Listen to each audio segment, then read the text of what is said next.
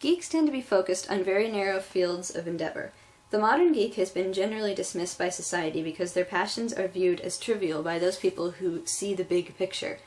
Geeks understand that the big picture is pixelated, and their high level of contribution in small areas grows the picture. They don't need to see what everyone else is doing to make their part better. Being a nerd, which is to say going too far and caring too much about a subject, is the best way to make friends I know.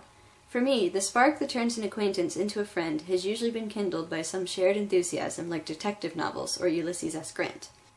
Let's talk books. Books have kind of become one of my big things that I'm nerdy about. The last Harry Potter movie is coming out next week. Harry Potter has changed books for me. Because, I mean, growing up I loved books. I was always very into books, but I never really had a series that I could claim as like the series of my life or the series that I would grow up with. Because I was roughly the same age that Harry Potter was when I started reading it. And, I mean, I've gotten older. I've gotten progressively older than he, because the books have kind of slowed down after a while. Which I'm not complaining about, because the waiting was part of the fun. I started watching YouTube, and there are a lot of people on YouTube, of course, who love Harry Potter. The Harry Potter fandom is all over YouTube. Wizard Rock, John and Hank, who are promoters of them, and Hank writes songs about them. Because of Harry Potter, it's because of my mutual appreciation for Harry Potter that I found John and Hank Green, Vlogbrothers. I started really identifying with John Green and the things that he had to say because I was watching them in college as an English major. A recently transitioned English major, actually, because I was only an English major for the last 2 years of college. When I finally graduated, I decided, you know what, I'm going to start reading his books. This is one of my all-time favorite books ever, ever, ever. It's a used library book. I like that. It's from the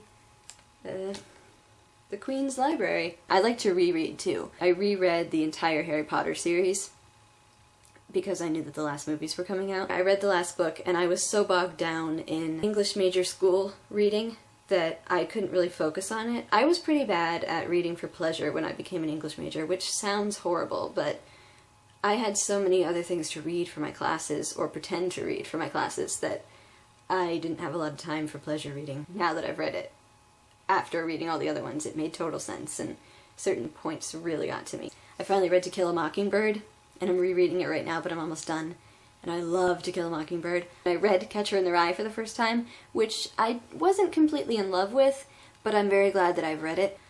And I'm going to check out The Great Gatsby because John Green has asked us nerdfighters to do the Blurbing Book Club and reread or read The Great Gatsby. That will be the next thing that I'm reading after To Kill a Mockingbird. And it's opened up so much, so I'm so interested in reading all these new things. I've become more of a nerd and more proud of it. It makes reading more fun. I have a best friend, Tara, and she became a John Green fan too. And it makes it so much more fun because then you have somebody to talk about the books with who shares your views or has differing views and stuff like that. And it's made it really, really fun because we have things to be excited about. Like the next John Green book, The Fault in Our Stars, is not coming out until May. It's just fun to be anticipatory and to be excited about books, which is a complete reference to Looking for Alaska. Reading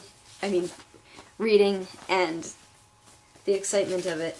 I'm excited to see Harry Potter because I'm seeing Harry Potter almost like as a Renaissance fan or something, because I have had the rebirth of the nerdy book love.